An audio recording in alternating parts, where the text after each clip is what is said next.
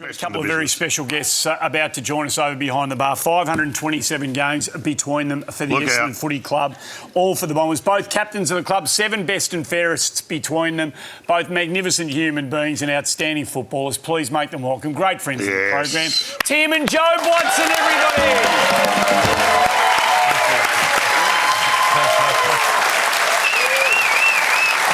What a love. A lot of love for you. A lot of love for you, boys. Well, there's not much else for Essendon supporters.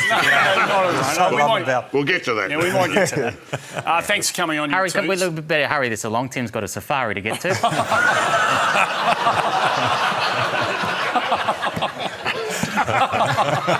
All right, now we know what we're started. It's an obligatory way we start the game start the show by having a look at highlights. Right. So, Tim, we're going to have a look at yours, Jobe. And get Jobe to talk about it. We're going to get Jobe. Oh, let's do it. So, Jobe, talk about your old man. When you started to be aware of what he was as a footballer, what sort of footballer did you come to see him as? Well, I just remember watching the tapes. I used to have a highlights tape. Dad had it front and centre at the house, so he made us watch these highlights and the bursting down the sides of Windy Hill and these marks and the goal in the '84 grand final. They were a lot of special memories at the Watson house. If there was a player in the modern game who... Look at this. I mean, he was magnificent. We don't want to pump him up too much, but he was a... Who would he be? Yeah, who would he be in the modern game? Who'd be most like him, do you think? I think maybe Dangerfield probably is a like for like. The speed element never came through the genes to me, so I used to have to live vicariously through Dad's pace. And I think Danger or maybe Dusty's sort of that style, I guess, in the modern footy. Was that Tim's? Yes, absolutely. Yeah, that's very cool. We'll take that. Now we flip the roles. Tim, the boy, we'll have a look at some of Jobe's highlights. He worked his way into becoming an absolutely outstanding footballer. Okay. Can I just tell everyone, this is not in slow-mo. This is actually... this is in real speed. How proud of him were you? Because he obviously... Super player. He had to work pretty hard, and by the time he got to the peak of his powers, he was one of the best footballers in the competition. I mean, you must have been enormously proud of him. Yeah, no, we were. We were very, very proud of him because he got off to what you could only describe as a slow start. And he worked his backside off and he went away and he did some really hard training and got back and got himself really fit and became a really good leader for the club as well. And during in his junior days when he was playing, real junior footy, under 8s, under 10s, under 12s, that sort of stuff, was there ever a time when you were slightly concerned that he wasn't going to make it? right up until he was 18. He used to get out there and honestly on a wet muddy day and there'd be pools of water all over the ground, and I remember this day I went to watch him at East Sandy and the ball was up one end and then it was coming up. He was at full forward and I said to Susie, his mum, I said, look, he's going to be in the action in a minute. And we turned our gaze down to that end of the ground and he and his opponent were having a competition to see who could make the biggest splash in a puddle of water. So for all the parents out there, don't get too despondent. It's a slow start. And that's what you call a hard puddle get. Obviously a close family. It's wonderful to see highlights of you both excelling on the field. I wanted to point out, though, I loved it when you two got together and you went on the road for your ventriloquist act. I just thought it was unbelievable. It was... You had to be there. Also, Joe, can I point out it's been mentioned... I really want to see Tim drink a glass of water. I wouldn't be able to do it. Also, by the way, it was pointed out a few times. Pop it up. Touch a Timothy Chalamet about that for you, Joe. And you think, as Wonka, but whatever. Handsome man. The Chalamet years. Nice. Yeah, I remember, I used to spend all my time at Windy Hill and mucking around the footy club there, and they would get me into the inner sanctum of the footy world, and I used to sit in match committee occasionally. Really? And there was one occasion where Dad took me into match committee because Dad was the captain at the time, and they were asking him about the team and what he thought, and we're sitting around a room, and I was there with him, and she'd sort of said, Dad, what do you think?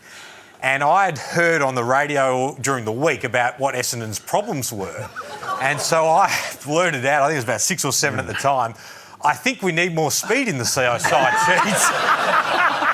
And You what did said he that in front of the team? Yeah. So he said that. He actually said we need more running players, and so they all sort of stood around and they're looking at the board. And in the end, she said, "Yeah," and they put another running player in the team, and we won the game.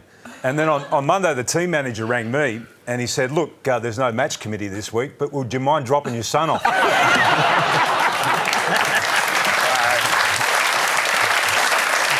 15 years of age. I mean, this is remarkable. True. When you think about this, Jobe, can you imagine? Unbelievable. See, your first game, Tim, as a 15-year-old against a pretty intimidating Richmond side, the team that you and your family up barracked for as a kid. 15. 15.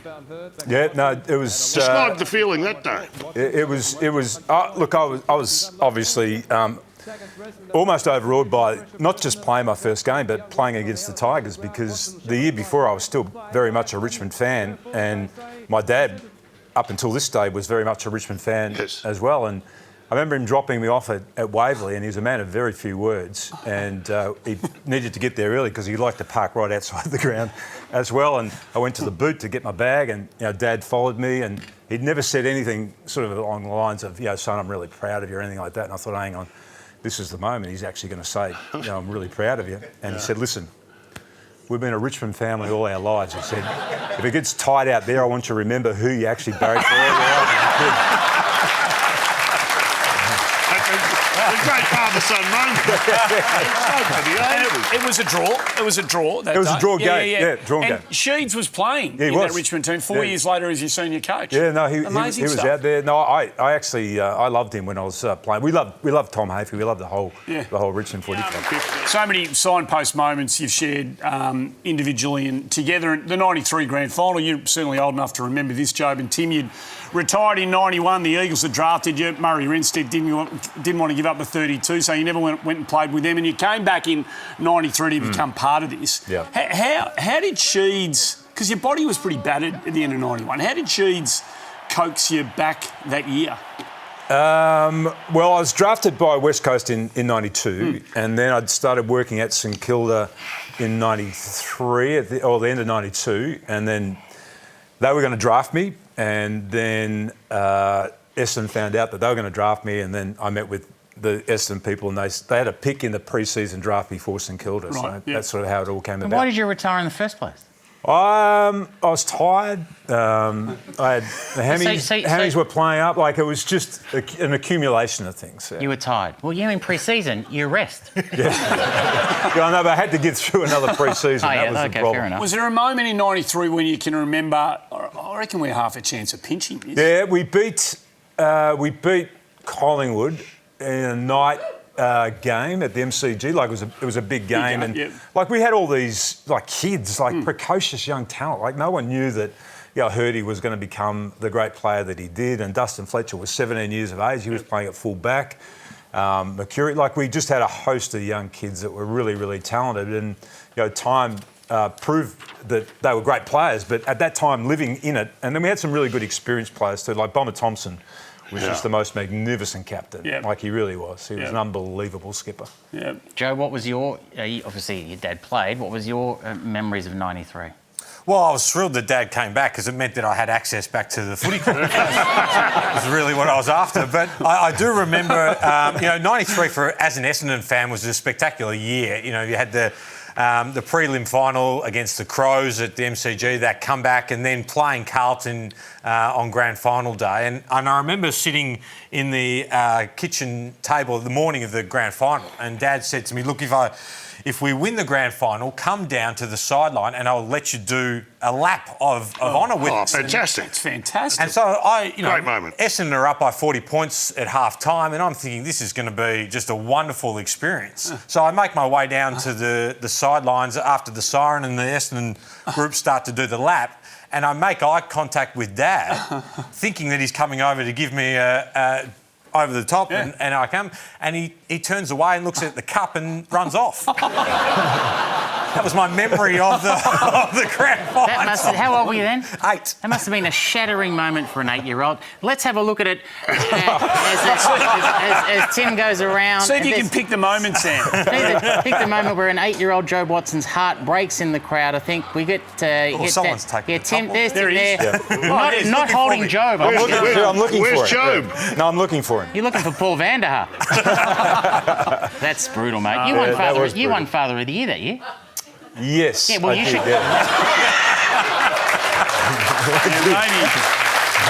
glad. Harry, it's one of It's the iconic. most, it's one of the most iconic moments of a competition that doesn't exist anymore and no one misses. But it was remarkable. But not as remarkable, though, as your explanation of the goal after the game to Channel 7's Jack Edwards, which it is it's so vivid, warning that you may get goosebumps. Congratulations, Tim, on a great game. I did ask Timmy a moment ago how he kicked that goal to get Essendon back into the game. Well, how did you do it? I just saw the ball and ran it.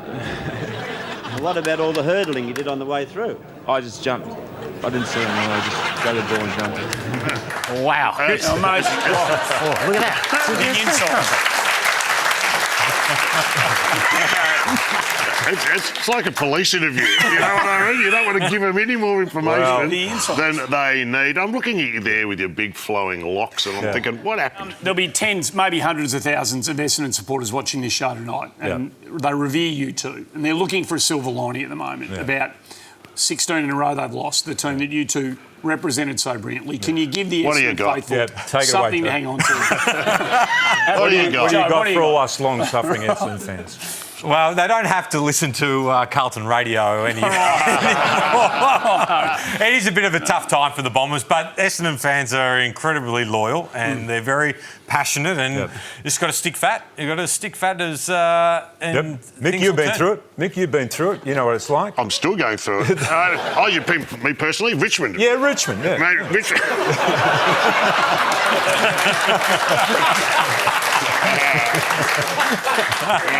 Mate, Rich, I've told you this story before, but in 2010, we were no wins, 8 losses. That's right. And I went, I've had enough. I've just had enough. I went across the road and bought a Melbourne Storm membership. 8 wins, no losses. I went, who's the winner now? Later that week, Melbourne Storm was stripped of all their points in the salary cap. There's a point where it gets so dark you can't see a way out. We have been through it. Carlton are in the same. Your time will come. Yes, true. I think hang it's in a there, good- keep going to the footy. Good opportunity to remember.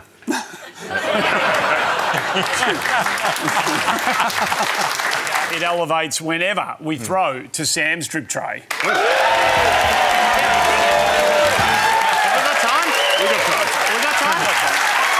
We've had a good go at Tim, but I think Jobe's getting away with it. So can we train our drip tray guns on Jobe and get his answers? Absolutely. This is a Jobe.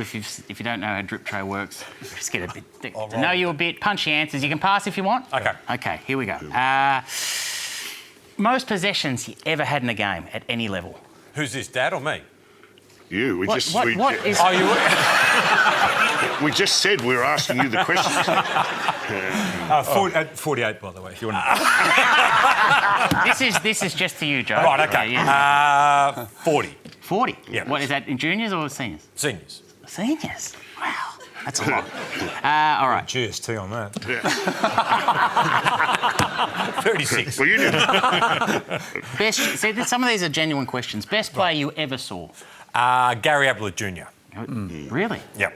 Gary Ablett and Buddy were the 2 best players that Junior's not even the best player in his family. Some people say he is, actually. So. Well, he's not. Okay. Cut it. What are you talking about? Some say... A yellow card for you. Exactly. Okay, I didn't say it.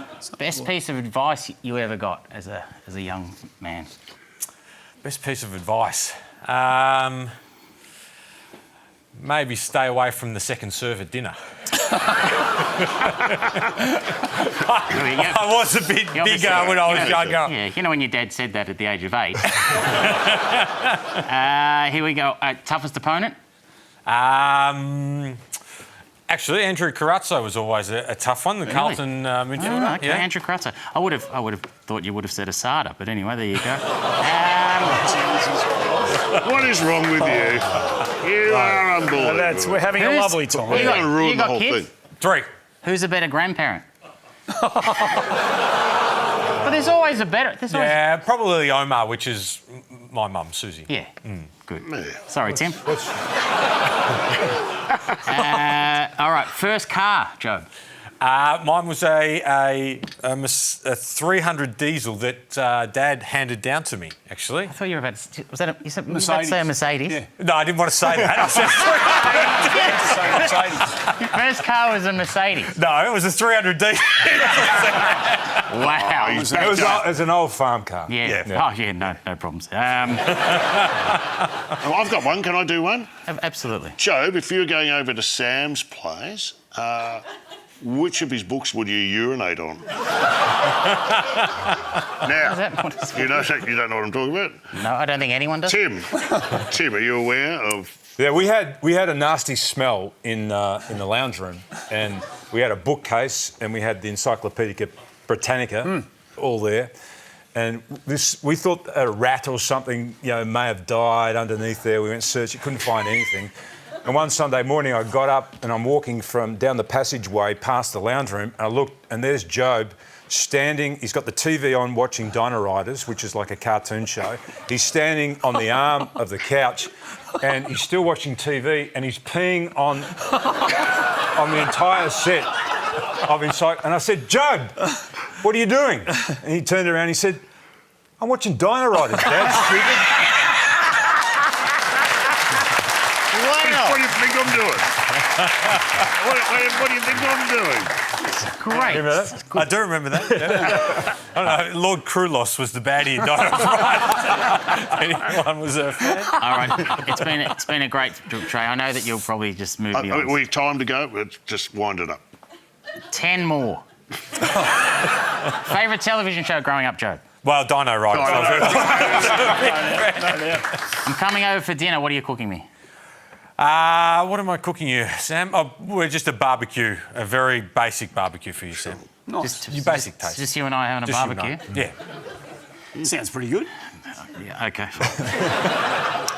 Couple more to finish. You loved your dad so much. Why didn't you take the number 32? Well, I thought it was good to create my own identity and have my own number. And I wore the number 32 when I was at school, but I thought it was the best thing to do is to have my own number, my own career. That's not true. I talked you out of it. What are you talking Well, Dad said it wasn't a good idea. Right, OK, cool. Favourite sandwich? It's got to be ham. Reuben. I'm a Reuben Hey, fan. I'm a Good Reuben on man you. too. Reuben's a great sandwich. Inconsistent. What are you talking about? They're just inconsistent. Mate, they're very hard to stuff up a Reuben. It all comes down to the brine. If you want a good Reuben, Lenny's in East Caulfield does a great... We're not doing shout-outs. Settle down. All right. You're on a long flight. Yep. Window or aisle seat? Window.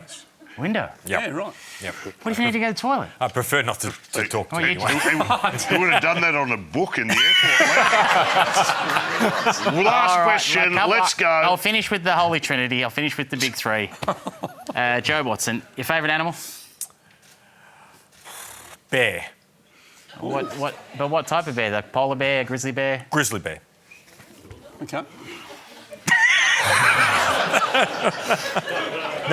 No, teddy bear, actually.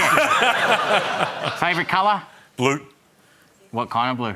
My favourite was Kingfisher blue, the Derwent colour. The Derwent colour, absolutely. Kingfisher blue. Well done. Hey, I love that. That's a great trip, It's a Trey. good pencil. OK, and the last one, Joe Watson, what's your favourite vegetable? Sweet potato. Oh, it's very popular amongst the young. They're very, very popular. All right. Well, that was